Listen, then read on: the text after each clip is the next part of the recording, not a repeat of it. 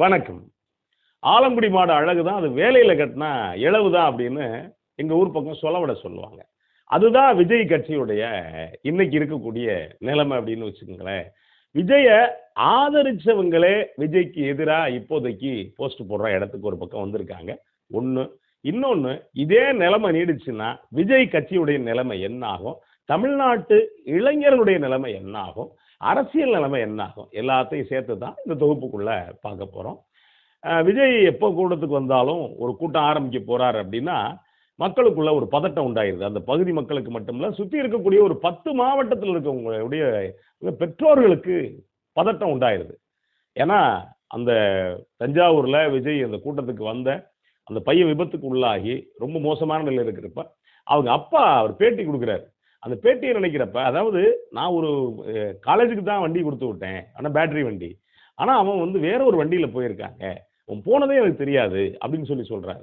இப்ப இந்த வயதுல இப்படி ஒரு வகையான இந்த இளைஞர்கள் இருப்பாங்கன்னா இருப்பாங்க, ஆர்வமானதை பார்க்கறது வைக்கிறது. ஆனா இப்படி ஒரு ஆர்வ கோளாறுல இருக்கக்கூடிய இந்த விஷயம் இருக்குல்ல, இதற்கு நினைக்கிறப்ப தான் நமக்கு ஒரு பக்கம் பயமா இருக்கு அப்படின்னு வச்சுங்களேன். இப்ப இது யாருக்குங்க பொறுப்பு அப்படின்னா, சமூகத்துக்கு பொறுப்பு எங்க இருக்கு அப்படிங்கறது. அப்புறம் யாரு வழிநடத்துறா அப்படிங்கிற கணக்கு இருக்குல்ல, அந்த கட்சிக்காரங்க என்ன தவறு பண்ணாலும் அது அந்த கட்சியை சார்ந்தவங்களுடைய நடவடிக்கை தான். இப்போ வந்து உதாரணத்துக்கு சொல்றேனே, இப்போ கம்யூனிஸ்ட் கட்சி அப்படின்னா அங்க ஒரு பெரிய நெறிமுறை உண்டு. நீங்க எப்படி வழி நடக்கணும், பொதுவெளியில எப்படி நடந்துக்கணும், நீங்க தனி மனித ஒழுக்கத்துல எப்படி இருக்கணும், இப்படி வந்து பல நெறிமுறைகள் உண்டு. அங்க போயிட்டு நீங்க எதுவுமே சொல்ல வேண்டியது இல்லை.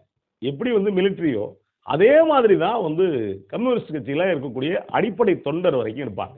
இப்போ அது அப்ப என்ன அப்படின்னா, அங்க கட்சியில பயிற்சி கொடுக்குறாங்க. நீ கட்சிக்காரன்னா இந்த தகுதியோட இருக்கணும் அப்படின்னு.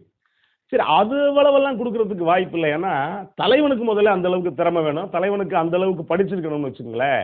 தலைவனே படிக்கல, அப்ப தொண்டர்கள் இருக்க மாட்டாங்க. ஆனா பக்கத்துல அறிவாளிகளா வச்சுக்கணும். யாரை வச்சிருக்காரு? புஷி ஆனந்த் மாதிரியான ஆளு, நிர்மல்குமார் மாதிரியான ஆளு, இந்த மலமாடு ஒரு ஆள் தெரிகிறாரு, இந்த மாதிரி ஆளை வச்சுக்கிட்டு இவர் கட்சி நடத்துறாரு. இது யாருமே இவர் சொந்த கட்சிக்காரங்க இல்லை, அங்கங்க வந்து புரைக்கி போட்டது அப்படின்னு வச்சுக்கோங்களேன். இப்ப நடந்துருச்சுங்க. அதாவது மற்றதுக்கெல்லாம் வந்து கரூருக்கெல்லாம் டிஎம்கே சொன்னாரு, ஆளுங்கட்சியை சொன்னாரு. இப்போ ஒரு தலைவனுக்கான அழகு என்னங்க நடந்துருச்சு. அதுல என்ன பண்றாங்க அப்படின்னா, திருச்சி ஏர்போர்ட்ல ஒவ்வொரு மாவட்ட செயலாளரும் கனெக்ட் பண்ணிக்கிறது. ஏன் ஆள் கூட உன் ஆள் கூடன்னு கனெக்ட் பண்ணி சொல்றாங்க. தானா சேர்ந்த கூட்டம், தானா சேர்ந்த கூட்டம். எப்படி தானா சேர்ந்த கூட்டமா இருக்கும்?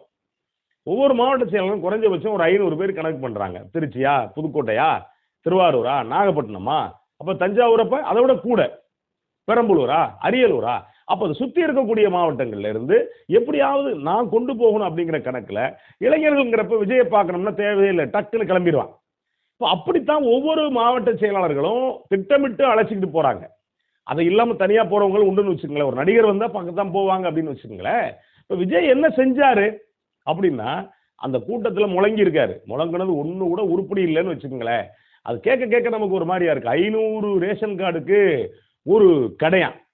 நீங்க தமிழ்நாட்டில் ஏற்கனவே வேற வழியே இல்லைன்னா 100 ரேஷன் கார்டு கூட ஒரு கடை இருக்கு, 50 ரேஷன் கார்டு கூட ஒரு கடை இருக்கு. இதெல்லாம் விஜய்க்கு தெரியுமா? விஜய் சுத்தி இருக்கக்கூடிய அறிவாளிகளுக்கு தெரியுமா அப்படின்னு தெரியல.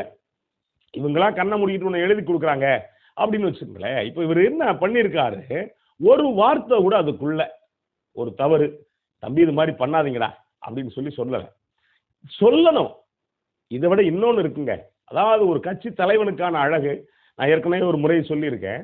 நான் சின்ன பையனா இருக்கப்ப, நான் பள்ளிக்கூடத்தில் படிக்கிற காலகட்டத்தில் திடீர்னு வண்டியில் ஏறி திருநாவுக்கரசு தனி கட்சி ஆரம்பிச்சிருந்தாரு. நம்ம அவர் கட்சியும் இல்லை, அவர் ஆளும் இல்லைன்னு வச்சுக்கோங்களேன். லாரியில் ஏறுற ஒரு குஷியில் நாங்கள்லாம் லாரியில் ஏறி மதுரையில் ஒரு மாநாடு நடத்தினாரு. தனி கட்சி ஆரம்பிக்கிறப்ப நாங்கள்லாம் போனோம். அப்போல்லாம் எப்படி அப்படின்னா, லாரியில் எடுத்துக்குவாங்க. லாரியில் முன்னாடி அந்த பேனட்டு மேலே ஒரு 30-40 பேர் ஏறிக்குவாங்க. உள்ளுக்குள்ளே பார்த்தீங்கன்னா ஒரு 200-300 பேர் ஏறிக்கிட்டு ஏறத்தாழ பட்டிக்கு ஆடு போகிற மாதிரி தான் போவாங்க 90-92 காலகட்டத்தில். அப்படி போகிறப்ப திருப்பத்தூர் தாண்டி ஒரு இடத்துல ஒரு விபத்து உண்டாயிருச்சு. விபத்துனா அந்த வண்டி வேகம் போட்டி போட்டுக்கிட்டு ஓட்டுவாங்க லாரி. போட்டி போட்டு ஓட்டுனதுல பிறண்டு ஒரு 7-8 பேருக்கு காயம். இன்னைக்கு மாதிரி அன்னைக்கு தொலைத்தொடர்பு சாதனங்கள் கிடையாது. எப்போ அதாவது ஒரு டெலிஃபோனு எங்கேயாவது தகவல் சொல்லணும். அங்க வேலைகள் நெருக்கடியில் இருக்காரு திருநாவுக்கரசர். ஆனா என்ன பண்ணாங்க அப்படின்னா, அங்க தலைவர்களை கூட்டத்தை நடத்த சொல்லிட்டு திருநாவுக்கரசு அங்கிருந்து வந்து திருப்பத்தூர் மருத்துவமனையில அவங்களெல்லாம் பார்த்துட்டு இந்த கேப்ல பார்த்துட்டு மருத்துவம் பார்க்க சொல்லிட்டு அவங்க வீட்டில் உள்ளவங்களுக்கு ஆறுதல் சொல்லிட்டு கடைசியா போய் அந்த கூட்டத்தை அவர் முடிச்சாரு திருநாவுக்கரசு. எனக்கு இன்னமும் ஞாபகம் இருக்கு. அப்ப இவ்வளவு பெரிய ஒரு கூட்டம் நடத்துறப்ப அது அசம்பாவிதம். அது அன்னைக்கு இருந்த நிலைமை வேற. ஆனா இன்னைக்கு படித்தவர்கள், பண்பானவர்கள், விஜய் கிட்ட இருக்க ஆளுகள்லாம் அறிவாளிகளாச்சே.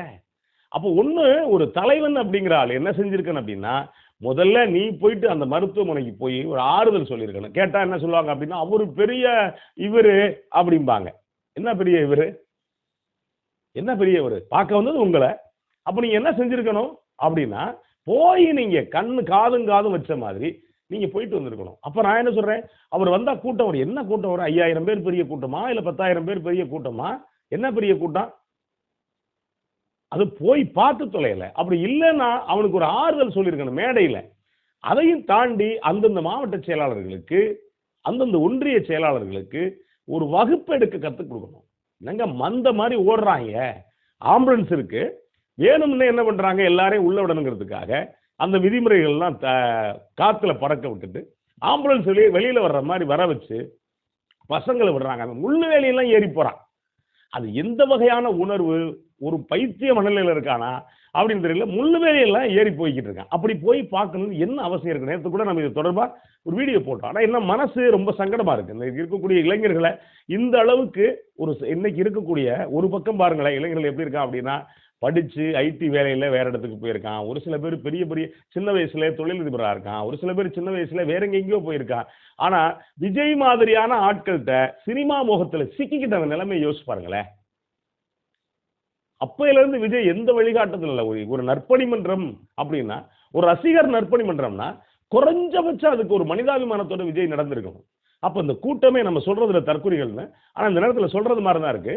அப்ப விஜய் என்ன செஞ்சிருக்கணும் அப்படின்னா, குறைஞ்சபட்ச நெறிமுறைய வழிகாட்டுதல விஜய் அவங்களுக்கு செஞ்சிருக்கணும். செய்யாம ஆரம்பத்தில இருந்து இருந்துச்சு. அப்பதான் செய்யலங்க. இப்பவும் அது செய்ய வேண்டாமா? இப்பவும் செய்யல. இப்பவும் செய்யாம அந்த இளைஞர்களை பார்க்கிறப்ப உண்மையிலே ஒரு பக்கம் பரிதாபமா இருக்கு, ஒரு பக்கம் பயமா இருக்கு. ஏன்னா எல்லார் வீட்லயும் பிள்ளைங்க இருக்காங்க. அப்ப ஒருத்தன் என்ன பண்ணுவான்னா, ஒருத்தன் விரும்பலனா கூட ஒரு பையன் என்ன பண்ணுவான், வாடா நம்மளும் போயிட்டு வருவோம், இழுத்துட்டு போவான். இப்ப இப்படித்தான் இந்த மாதிரி நிகழ்வுலாம் நடக்குது. கொஞ்சம் கூட யோசிக்காம விஜய் ஒரு காட்டுமிராண்டி கூட்டம் கூட இப்படி நடக்காதுங்க. நம்ம அறிவு சமூகம்னு சொல்லி சொல்றோம், வளர்ந்துட்டோம் அப்படின்னு சொல்லி சொல்றோம். ஆனா வளர்ந்த இந்த சமூகத்துல விஜய் மாதிரியான நடிகர்கள் அந்த அவங்கள சிந்திக்க விடாம ரொம்ப மோசமான நிலைமையில அவங்கள உருவாக்கி அவன் தெரிச்சு ஓடுறப்ப இது சமூகமாடான்னு நமக்கு தோணுது. என்னத்தை பார்க்க போற நீ? எதை பார்க்க போற? பணம் வாங்க போறியா? வேற எதுவும் செய்ய போறியா? சொர்க்கத்தை பார்க்க போறியா? ஒரு இளவையும் பார்க்க போகலாம். அவன் ஏறி குதிக்கிறப்ப தாண்டறப்ப எவனாவது மிதிச்சு செத்தாலும் செத்துருப்பாங்க. அது என்னமோ நல்ல வேலை நடக்கல தஞ்சாவூர்ல. அது வரைக்கும் பெரிய புண்ணியம்.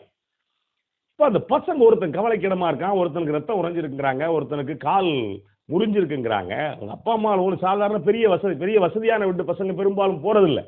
ஒரு கூலி தொழிலாளி வீட்டு பசங்க, அன்னாடம் உழைக்கிறவங்க வீட்டு பசங்களை தான் திட்டமிட்டு இந்த மாதிரி விஜய் மாதிரியான தற்கூரி தலைவர்கள், இப்படியே சொல்றேன், விஜய் மாதிரியான தற்கூரி தலைவர்கள், அவங்கள சொல்லக்கூடாது தற்கூரின்னு, இந்த மாதிரி நடிகர்களை தான் தற்கூரி அப்படின்னு சொல்லி சொல்லணும்.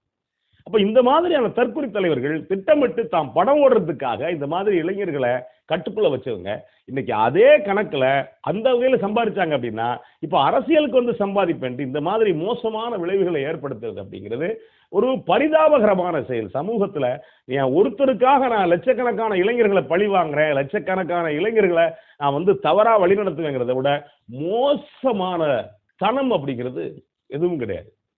இப்ப விஜய் என்ன பண்ணியிருக்காரு? வர வர வர வர விஜயுடைய பிம்பம் உடைஞ்சுக்கிட்டே இருக்கு. நாளுக்கு நாள் விஜயுடைய பிம்பம் உடைஞ்சுக்கிட்டு இருக்கு. வரும்போது ஏன் இருந்தாலும் வர்றான்னு பொதுஜனங்களை கேட்கிற இடத்துக்கு வந்துட்டாங்க. இதே இளைஞர்கள் கேட்கிற காலம் ரொம்ப லேட்ல இருக்காது. ஏன் அப்படின்னா, இவர் வரிசையா ஒவ்வொரு ஊருக்கு போக போக போக போக போக போக உண்மை ஏதாவது அசம்பாவிதம் ஒரு பக்கம் நடக்கும். இன்னொரு பக்கம் விஜயுடைய அந்த முகத்திரை இருக்குல்ல, அந்த முகத்திரை கொஞ்சம் கொஞ்சமா கிழிக்கப்படும். அதுல இன்னும் சொல்ல போனா, யார் யாரெல்லாம் விஜயை நம்பி வலைத்தளங்கள் நடத்துறாங்களோ, சமூக வலைத்தளங்கள் நடத்துறாங்களோ, அவங்களே வேற வழி இல்லாம எப்ப நம்ம ஒரு அளவு தாண்டா முட்டு கொடுக்க முடியும், இனிமேலுக்கு முட்டு கொடுத்தோம்னா நம்ம முகம் தர கிழிஞ்சு போயிடும்டான்ட்டு அவங்களே விஜய்க்கு எதிராக இன்னைக்கு பேச ஆரம்பிச்சிட்டாங்க. இப்ப இதே நிலைமை நீடிச்சிச்சு அப்படின்னா விஜயுடைய முகத்திரை ஒரு பக்கம் கிழியும். ஆனா இன்னொரு பக்கம் பரிதாபம், இந்த இளைஞர்கள் நிலைமை என்ன ஆகும் அப்படிங்கிறது கேள்விக்குரிய விஷயம். அதே நேரத்துல தயவு செஞ்சு விஜய்க்காக முட்டு கொடுக்கக்கூடிய நீங்க பணம் கூட வாங்கியிருக்கலாம். பட் ஏன்னா எல்லாரையும் அப்படி சொல்லிட முடியாது. உணர்வு ரீதியா பேசுறவங்க இருப்பாங்க. விஜய் நீங்க இப்ப பார்த்துட்டீங்க. அவருடைய அரசியல் தன்மையை பார்த்துட்டீங்க. அவங்க கட்சியுடைய தன்மையை பார்த்துட்டீங்க. அதனால தயவு செஞ்சு சமூகத்துக்கு எதிரா நீங்க இருக்காதீங்க அப்படின்னு முதல்ல இந்த மாதிரி சேனல் நடத்துறவங்க, சமூக வலைத்தளங்கள்ல எழுதுறவங்க, தளபதி அப்படின்னு விஜய்க்கு பேர் போடுறாங்க. நான் இது கூட போட்டிருந்தேன், அது கிண்டலா போட்டிருந்தேன். அதை அப்படி புரிஞ்சுக்கணும்.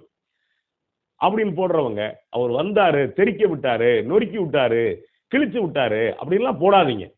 தயவு செஞ்சு உண்மை என்னவோ அதை எழுதுங்க. நாளைக்கு உங்க வீட்டு புள்ள கூட அந்த மாதிரி கூட்டத்துக்கு போகலாம். நாளைக்கு உங்க அண்ணன் வீட்டு புள்ள, தம்பி வீட்டு புள்ள கூட அந்த மாதிரி கூட்டத்துக்கு போகலாம். என்ன வேணாலும் அசம்பாவிதம் நடக்கலாம். சம்பாதிக்கணுங்கிறதுக்காக இப்படி எல்லாம் பண்ணணுங்கிறது அவசியம் இல்லை. அதே நேரத்தில் இந்த மாதிரி விஜய் மாதிரியான அரசியல்வாதிகள் உண்மையிலேயே அரசியலை விட்டு களையப்பட வேண்டியவங்க. நன்றி, வணக்கம்.